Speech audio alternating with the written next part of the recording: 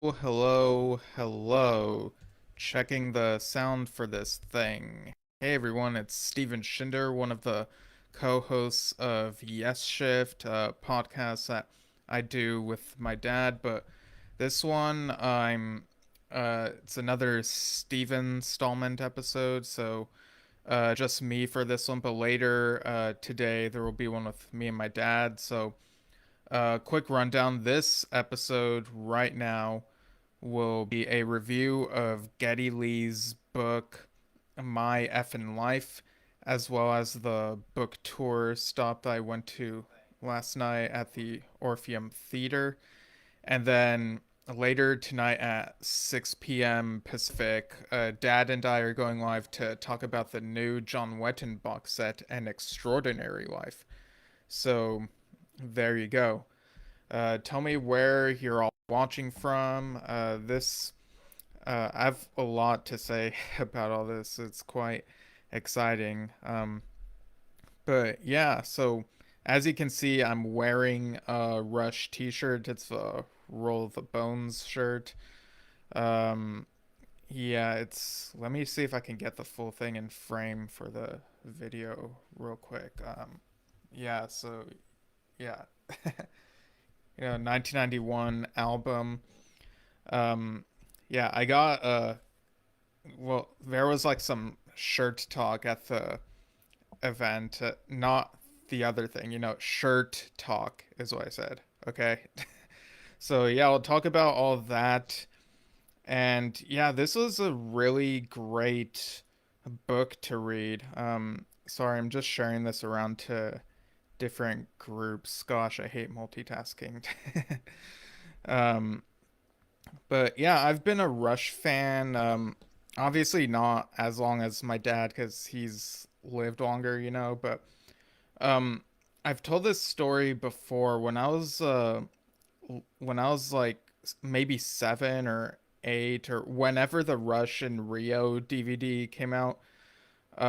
My dad tried showing me that DVD and I thought it was kind of weird. Like I wasn't sure about the music style and like the CGI dragon, even though I like the Shrek movies, but I wasn't quite ready for it yet. But when I turned like toward the end of 13 and going into 14, I was getting more into various progressive rock bands. I'd gotten into Asia earlier that year, um, or the previous year, I should say, and Rush. Yeah, I started listening to Rush, going through their discography when I was 14, and then when Clockwork Angels came out, I was really into that. In fact, Clockwork Angels is my favorite Rush album. I even got the book that contains the narrative that it's about,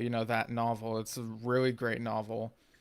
And yeah, like it was very peak Rush to me. Like it was a great concept album. Dad and I went to the show in Las Vegas that tour, and it was such an amazing concert. The showmanship.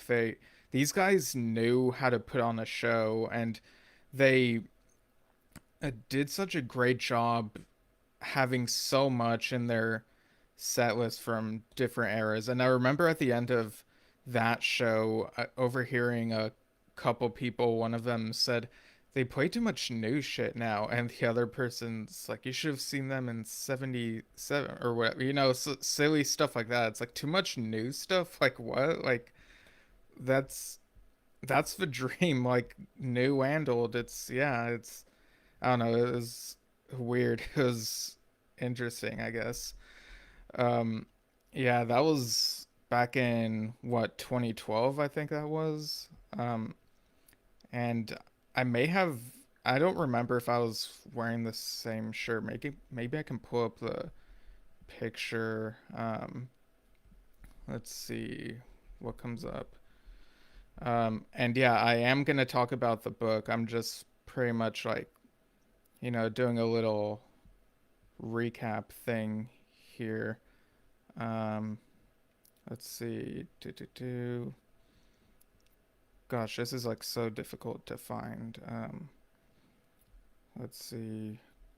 Clockwork Angels. And okay, this is gonna take way too much time for me to find it. So, the book, My Effin Life. So, obviously, it goes into the history of Rush, from Getty's perspective. But the first few chapters do go into details about his family, and it gets really deep because he talks about stuff that his family went through, that his parents went through.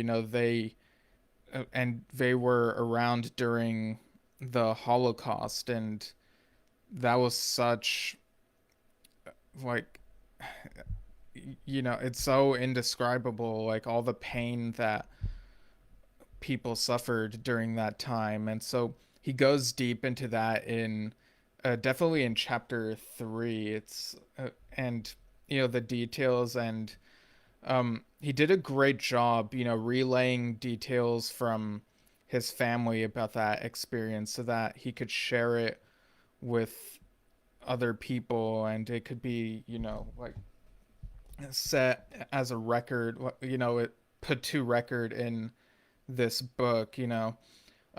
At the book tour stop, I'm probably gonna be bouncing around between book and book tour. Like, I was thinking of mainly talking about the book first and then talking about the Orpheum show, but I feel like inevitably some things will come up where it's like, oh, he also elaborated on this at the tour show stop thing. So just bear with me. But at the Orpheum, he mentioned that, when he saw how his mom was losing her memory as she got older, and so he was like, during the pandemic when he was left with like all his thoughts, and basically spent 2 years writing this memoir. He uh, said, basically, I gotta put these words to the page. Um, Not those exact words, but that's, the what he was trying to convey. And he did it. He accomplished it. He told his family story, and yeah, I think it's, that's probably the biggest surprise going into this book. The detail on his family background. Going into it, beforehand, I knew that it would touch on Rush, of course, but I had a feeling that there would be some subject matters that maybe people might not be expecting. And I think this was definitely one of them, touching on, the pain of the Holocaust. And throughout the book, there are certain points where Getty himself had brushes with anti-Semitism, which, is really terrible. But yeah, he's very open about like stuff that happened, and it's a really compelling read.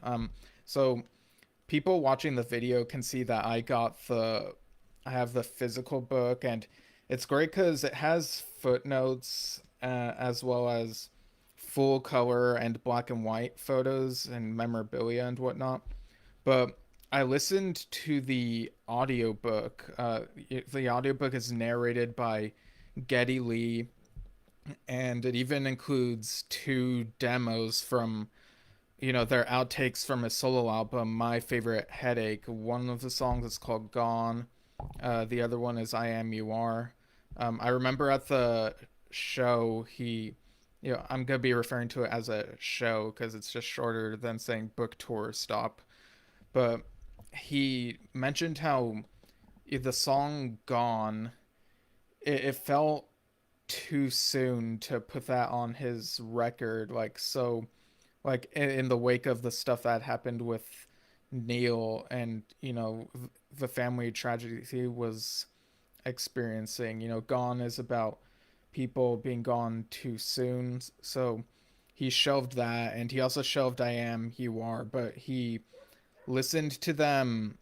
I think earlier this year is what he said, and he was like, "Oh, these sound pretty good," and they do. Like I know he calls them demos on this audiobook, but they don't sound like demos to me when I think of like how demos sound. Like they sound further along than I would have thought. So they sound pretty good, and that's like a bonus of listening to the audiobook. Of course, the audiobook you also get Geddy's narration. He has such a soothing voice, and it's great to hear how he reads the dialogue from other people. And you also get voices from a couple other people as well. Alex Lifeson, for example, when Geddy needed his perspective on like uh, remembering a couple different things, and Geddy was kind of surprised about the remembering of how bossy Geddy himself used to be at certain points, and he felt like just looking back, like how could I not see that I was like that? It sounds like the process of making this book was a very humbling experience for him. But yeah, so the demos are on the audiobook, but at the show he said that they'll probably be on he intends to release them like separately as well somehow, and he said they're probably gonna be on the radio sometime this week.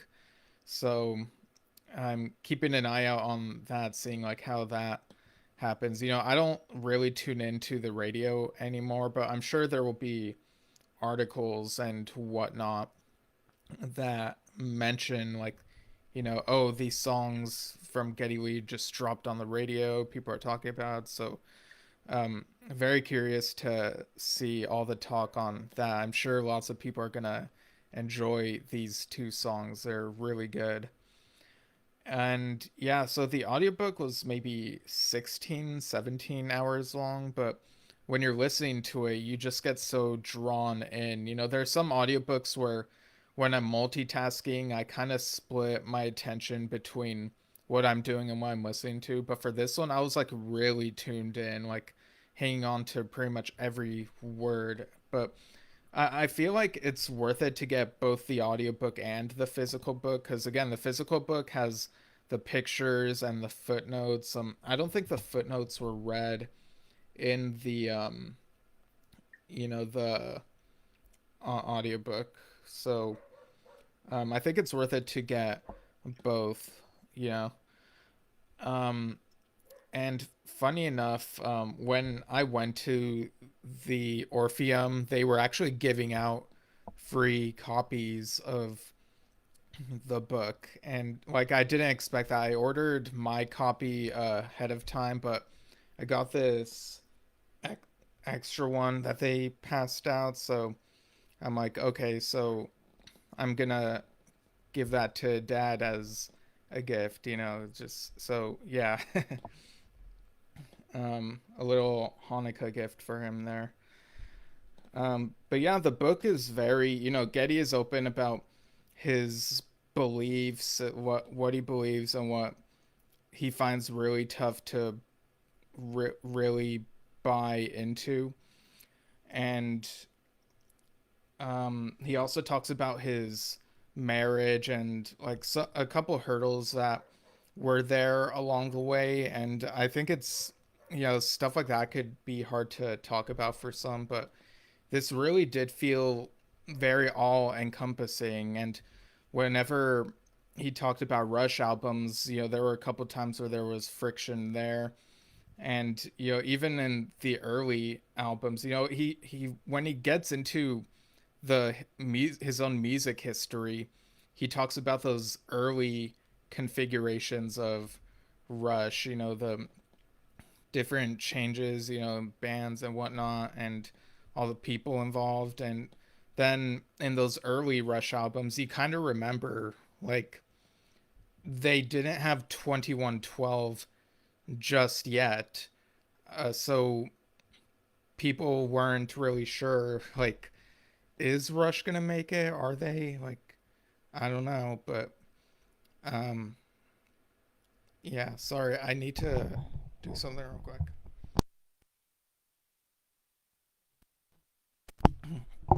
Ugh, yeah, the winter season is upon us. But yeah, I also know that some of you, like a huge chunk of you here, are Yes fans, and there is some talk of Yes and their members and whatnot. Yes is cited as one of Rush's influences, and Geddy mentions a bunch of other bands like Genesis, Jethro Tull, and whatnot. And there's a moment that really resonates with me where he says that if you if you're only influenced by a few like bands or music artists, then your work will sound like it's mimicking them. But if you have a lot of influences and you filter that through your work, then it comes across sounding more like your own thing. Um, so that really resonated with me because I feel like the same can be said about writing, with my own fiction stories. I have lots of influences, but I hope they come across like as their own thing. Also, this memoir was like 505 pages or something like that. It's pretty much as long as my first novel. Or actually 509, 10, 11. Okay. Yeah.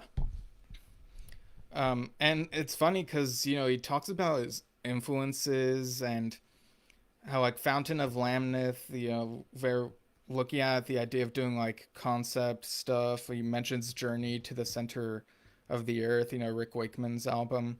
But when I listen to Rush, I don't really hear the influences. It doesn't sound to me like it's mimicking Yes or Genesis or Jethro Tull.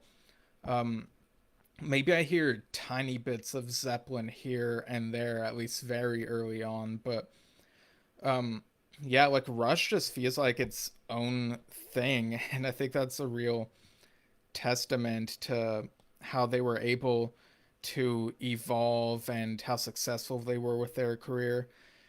And you also think of how so many bands have all these different lineup changes, Yes included, but Rush stuck to those three members after Neil joined for the second album Onward, and they really stuck it out. And there's the camaraderie and the funny stories that you get in this book, and like each band feels like it has a different mythology. And I think the camaraderie aspect is one of the many reasons that people gravitate toward the mythology of Rush. But yeah, in terms of other Yes connections, of course Geddy performed at the Rock and Roll Hall of Fame induction ceremony for Yes. He played bass on Roundabout, and that induction ceremony had so many moving parts and some mixed reactions of like how certain things went down. But I thought it was very heartwarming when Getty mentions in this book that when he went to meet the guys from Yes, he was filled with the childlike wonder that he had when listening to them as a kid, and he felt less nervous when Steve Howe came over to hug him. Yeah, he said that Steve Howe hugged him. I was like really surprised by that. Like I saw someone post about that prior to listening to this, but yeah, like that's a very heartwarming thing to read. He has talked about, I saw an article where he said he wishes he could have talked to Chris Squire and about Chris's influences, how his style developed, but it almost happened. There was a Wembley show. Chris Squire and Trevor Horn were both there, and they were actually thinking of having Trevor Horn produce their next album at that time, which would have been Grace Under Pressure. And I think vaguely remembered reading this like a long time ago that Trevor Horn was considered for that album, but forgot since then. And like reading that was very, it just jogged the memory and whatnot. But so he was able to meet Trevor Horn, but for whatever reason wasn't able to meet Chris Squire.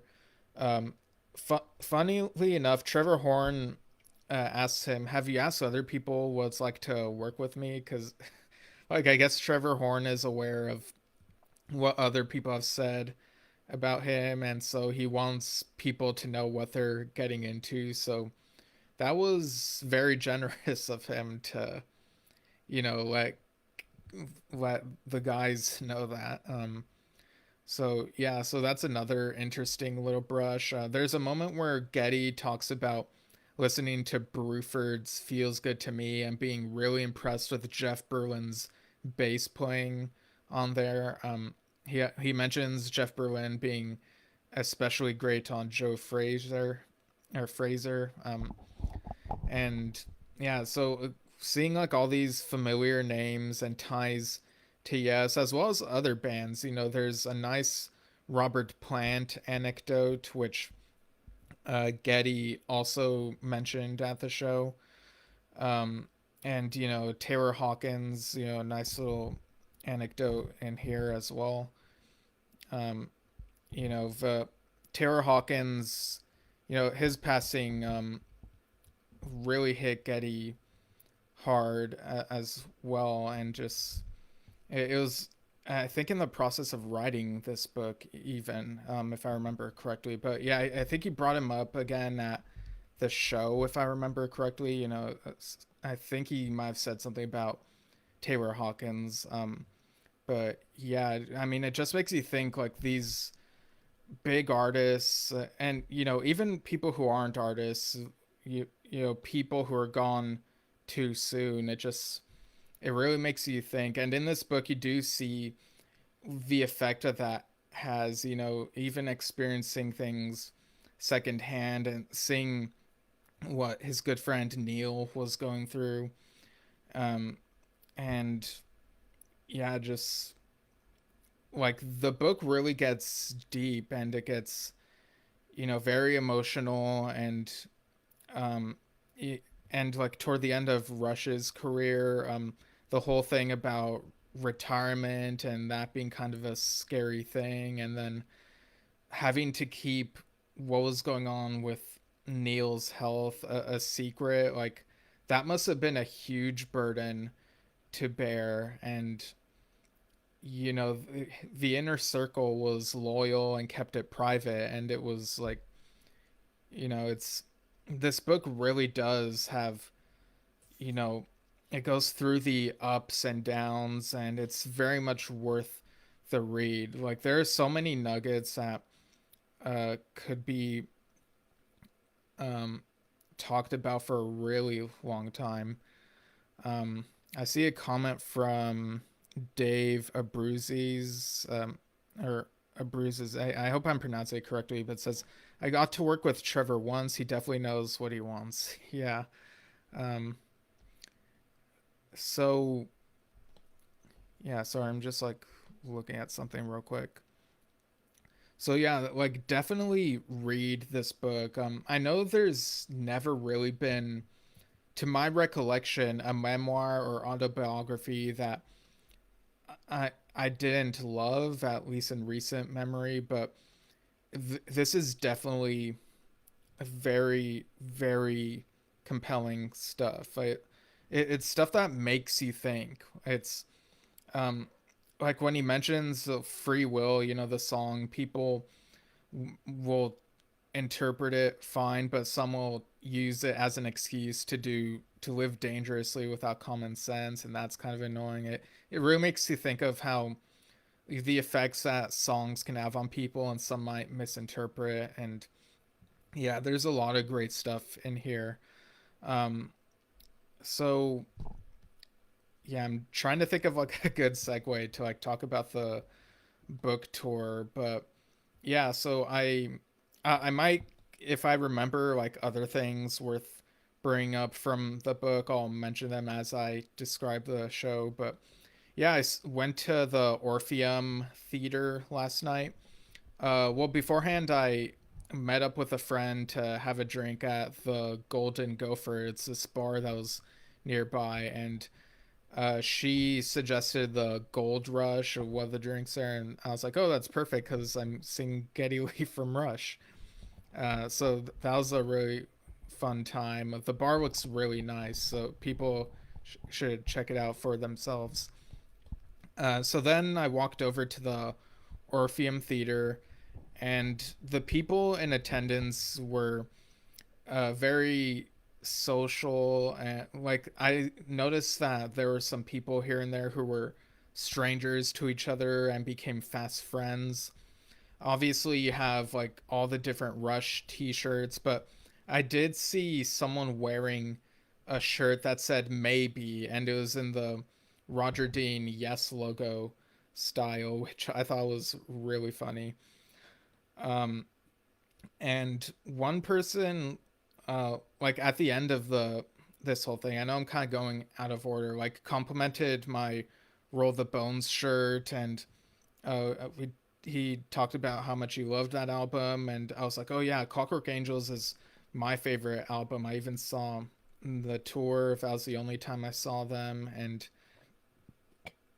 it was really nice to experience that camaraderie there. Like after we talked a bit, as we're both heading out, he was like, "It's nice talking to you. We witnessed something incredible here," and it's like, "Yeah, we did." like, um, so this uh, Geddy Lee's My Effin Life in conversation. Basically, he sat on this stage. Like there were a couple different chairs. It looked kind of like a living room. Um, but yeah, so I should mention that in each of these stops, there are different um, guest interviewers, like depending on who's available in the city, I guess. And so for this particular one, I wasn't sure who to expect. There was a lot that I did not know ahead of time, but when I sat in my seat, someone sitting next to me, we were talking like, okay, who's it gonna be? Because, because like I heard that like Paul Rudd. I was told that Paul Rudd was at one of the previous ones, in New York, and I was like, oh well, could it be Jason Segel? Does he live in Los Angeles? And then once the thing started, we saw the on the screen. There's this projector going through a slideshow of all these different Geddy Lee and Rush related photos, and then it showed a signature, sign in thing, and it was Jack Black. It was his name written out, and I was like, oh my gosh. I had the same reaction here that I did when I saw what was at the end of the movie The Marvels. It was that type of excitement. Um, and it was so cool to see Jack Black walk onto the stage. He was dressed in he had these shorts that had like flames on them, and he had this um sort of fly by night reminiscent shirt. Like it was grayish though. It was had the owl, and it was I was not expecting him at all, and it was so cool. Jack Black, of course, in School of Rock, which is 20 years old this year. Geez, he tells one of the kids to listen to the drum solo on 2112, and yeah, it was so, like, I was just blown away that he was there, and to see him talking to Geddy Lee and seeing how in good humor, like they had great chemistry, like talking to each other, sitting on these like living room chair things, like on this that were on this like carpet thing. There are a couple lamps, I think. It was so cool. Um, And Geddy was a really great conversationalist. He talked about some of the things he talked about in his book. So there was the first half, which was a little more than an hour. It was just Jack Black and Geddy Lee talking, and it began with Jack Black mentioning the anecdote that he included of the Irvine show. I think it might have been R30, if I'm not mistaken, where Jack Black goes up to the stage and throws some clothes in the laundry machine things. And he was talking about, oh, I was reading the book and I was wondering if you'd mentioned that, and I saw, oh, it's half a page, and it's like, yeah, I'm genuinely surprised that I did not guess that it could be Jack Black, even though I had gotten to that part of the book like just that day. I finished it a couple hours before, listening to the audiobook, so it was quite a trip.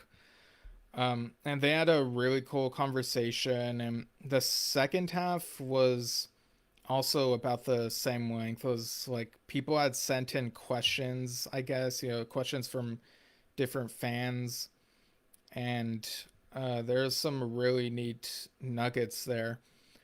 But during the intermission, they played this trailer for a docu series called Geddy Lee Asks Are Bass Players Human Too? I think that's what's called. Yeah, Are Bass Players Human Too? And people can check out this trailer. It's a docu series that'll be on Paramount Plus, starring December 5th. Um, I get the impression, I don't know if they've said how many episodes there are. I imagine it's like a mini series, but the trailer shows that um, among like the bassists appearing will be Chris Novoselic from Nirvana, who actually was the guest interviewer at one of the prior shows at the Moore Theater in Seattle, Washington. So as well as Melissa off Dermoet from Hull or Demore. I hope I'm pronouncing these correctly. If not, apologies. Robert Trujillo from Metallica and Les Claypool from Primus. So it's a trailer, slightly more than a minute, and yeah, that's coming out like not too long now. We're almost in December. Jeez, like the month is almost over. It's over after tomorrow. And then after the trailer, the intermission music was Roundabout by, a little known band called Yes, but I think it was a single version because it jumps from one section to like the end section. Like it cuts out the along the drifting cloud part. So I think it might have been the single edit. Um, so yeah, the second half. Oh, also Getty. Me and my friend at the Golden Gopher were wondering, is he gonna read? Because like there've been some book things or people don't read, and he did end up reading a couple of passages. Before the intermission, he read the part where it's this funny anecdote involving Alex Lifeson sort of being a goofball at this hotel and like the stuff that happened there, and it's in this book. So and then after the intermission, as we were coming back in, he was reading the passage about the evolution of his own name, discovering that his middle name wasn't what he thought it was, and then that evolving into like what would become his stage name. So he did read a couple passages there. And then Jack Black, he had like some notes on his phone, like some questions on there. Like at one point during the first half, he was like, "Oh, I should look at my notes on my phone." Okay, I say hi to you. And people got a good laugh out of that. Um, and the second half, when they came back, he was like, "Okay, looked at my notes again. I didn't do a very good job asking all of the things I wanted to, but and then just continuing the thing. He had this printed out papers that contained questions from fans. I don't know how they sent them in. I don't know if it's like if you showed up earlier, maybe there's like a sign in thing. Like, I don't know how the questions were received, but there were some really interesting nuggets. So someone asks uh, what were his favorite venues to play at, and he mentioned like a top three. He mentioned the LA Forum, and people like gave a huge cheer. Like, there are a lot of people cheering because LA, and Massey Hall, Toronto, and the Hammersmith Odeon in London. And someone else asks, "What are your top favorite Rush bass lines?" And he mentioned a few. He mentioned Marathon, Headlong Flight, Mission, La Via Strangiato, and then he's like, I could go on. And so, yeah. Someone asked how Rush became masters of mustard and ale, and he talked about the story of like, I guess he and Alex getting involved with like putting out like a brand of beer. I think this was during the pandemic, and so it was interesting how they had like similar tastes and chose the thing. And then they were asked by this other company, like, "Oh, we'd like to use this beer for this mustard we want to put out." And so that was something I'm not sure that I knew about, and it was really cool. Um, and someone else asked if there were ever any difficulties like singing like some of the lyric or working on like with Neil on the lyrics and stuff. And he mentioned how it could be kind of difficult, like I guess memorizing the words to behind, beneath, between, or I think that's a song. Do I have the words out of order? I don't have it in front of me, but um yeah. And how that was kind of difficult to replicate, I guess. In the book, he mentions a point where, some songs can get really personal, but a method of making them universal is to replace I with you, which is something that I've noticed in my own lyric writing. Um, and yeah, like it's interesting how changing just one word throughout a song can really change the overall vibe of it. Um, there's also talk of how subdivisions and the pass saved some lives, and someone was like, "What about Xanadu?" And he recited a few lyrics from that. Um, oh, at some point during the first half, someone was like, "I love you, Geddy," and then he was like, "I love you too, man." So there's a lot of great stuff. And one of the questions, Jack Black was like reading the person saying like, "I've been playing bass since 75," and then he's like, "I'm gonna read it in your voice. I've been playing bass since I was 75." That was probably not how it actually sounded, but you get the idea. He was pretending to do an impression. Um, and there was also a funny question from Alex Lifeson, which I don't know, maybe that'll appear in like some of the other shows, but yeah, they showed like a funny picture of Alex Lifeson.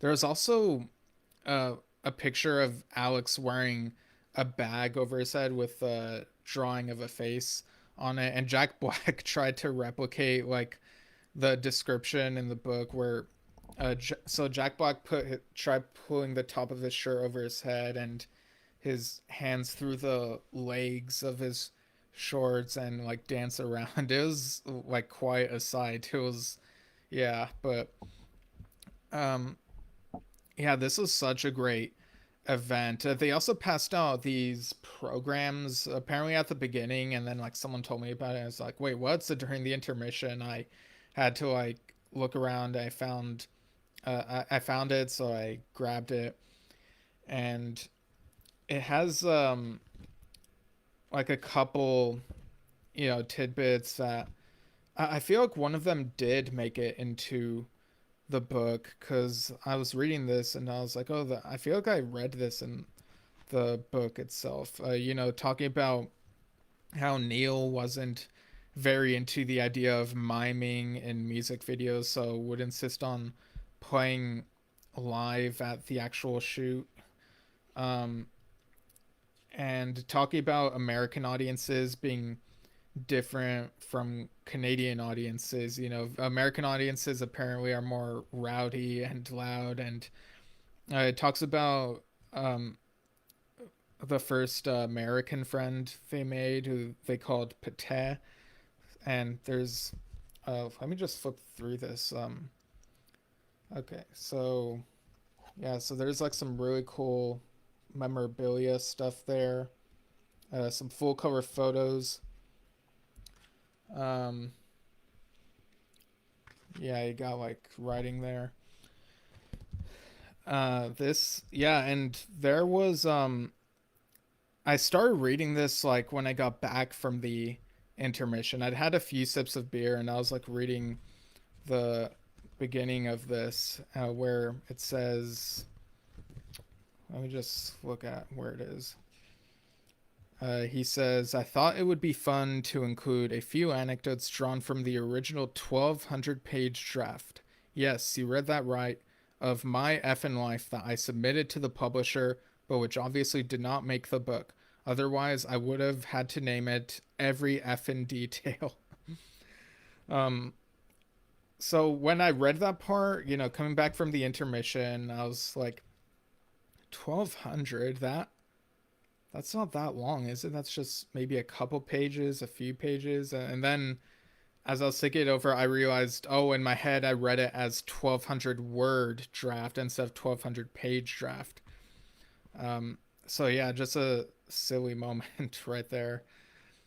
Um, yeah, and I kind of would be interested in seeing what that 1,200 page draft is like, but yeah, I don't know. I still feel like what we got was a complete story. It was so well done the way it was told and uh, edited pretty well, and it's got like a lot of great pictures and stuff.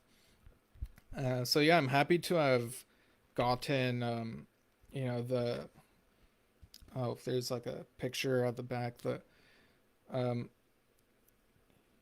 yeah sorry, I was just reading the back, but yeah, I got the program. It's very Monty Python esque. Rush was very into Monty Python.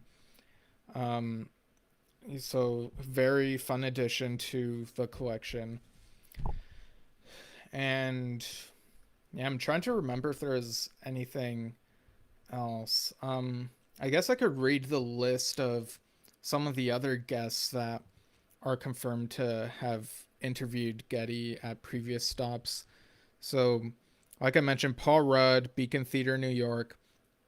Then you got Brian Kopelman and Pierre Robert at the Met in Philadelphia.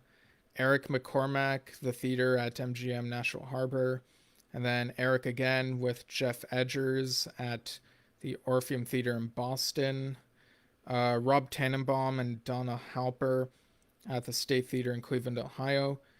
Um, Jay Baruchel, I recognize him. So he is an actor in a bunch of comedies, but he also played the character in that video, like at the start of the Clockwork Angels portion of the Clockwork Angel tour set.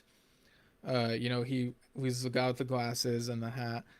So Jay Baruchel at Montreal, Jan Arden in Vancouver, Chris Novoselic in Seattle, like I mentioned, Matt Cameron, San Francisco, Jack Black, Los Angeles. So there are 9 more stops coming up from the looks of it, and I'm very curious who those other guests are going to be. I see that the next stop is Denver tomorrow, then he goes to Chicago, Detroit, Toronto, and then across the pond to Wolverhampton, Sheffield, Glasgow, Portsmouth, and London, all in the UK.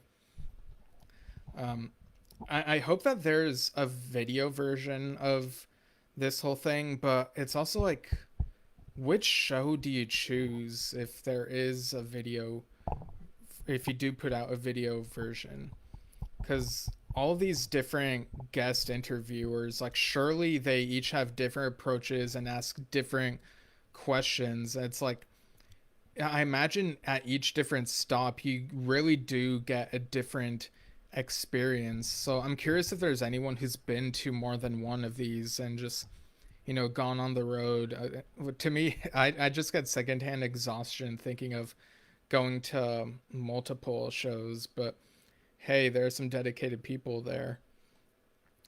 Um, and yeah, so at the end of the show, Geddy Lee took a selfie with the audience, and it's maybe that'll be posted somewhere. I don't know, but um, it was really cool to see him how down to earth he was, and he also feels like he's still like he's wise but young at heart, and it's really cool to see when people are like that. Um, I mean, how old is he now? He's like around 70 at the moment, right? Um, okay, yeah, he turned 70 this year. Yeah, right. So, man, what a night. It was a really cool night, and just seeing the camaraderie between everyone as well. It was a really cool event. I can't stress that enough, but yeah, it's definitely one, like, it's a core memory, I guess you could say. Um, so yeah, that's My Effin Life, the book and the tour. Um, so like I said, I'm gonna mention, or like I said, I'm gonna mail this other copy to Dad sometime soon, and at some point, we'll get to hear like his thoughts. I very much looking forward to hearing like how he feels uh, about the book. Like I'm sorry, I dropped something.